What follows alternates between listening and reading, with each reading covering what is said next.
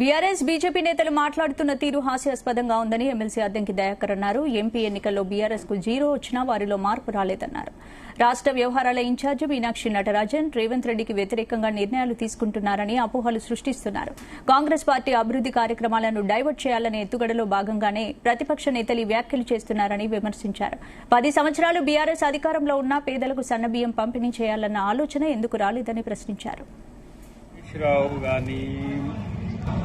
మహేశ్వర్ రెడ్డి కానీ లేదంటే ఇతరత్ర బీజేపీ బీఆర్ఎస్ నాయకులు కాంగ్రెస్ పార్టీ గురించి, కాంగ్రెస్ ప్రభుత్వం గురించి, రేవంత్ రెడ్డి గారి గురించి, మీనాక్షి నటరాజన్ గారి గురించి మాట్లాడుతున్న తీరు చూస్తే హాస్యాస్పదం.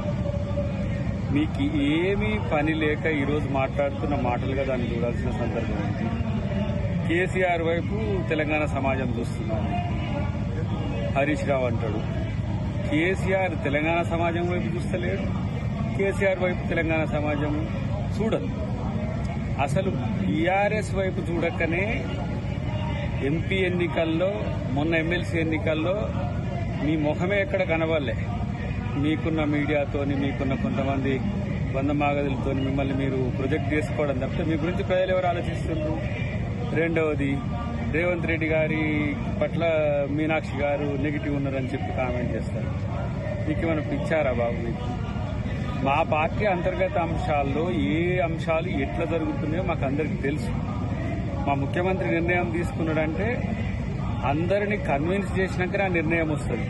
మీ అబద్దాలను ఎట్లా తిప్పికొట్టాలనే దగ్గర చర్చ ఉంటుంది. మీరు చేస్తున్న ఏఐ గ్రాఫిక్స్తో చేస్తున్న పరిస్థితులను ఎట్లా తిప్పికొట్టాలనే ఆలోచన ఉంటుంది తప్పితే మా పార్టీకి, మా ముఖ్యమంత్రి మీద, మా నాయకుల మీద మంచి గౌరవం ఉంది, నమ్మకం ఉంది.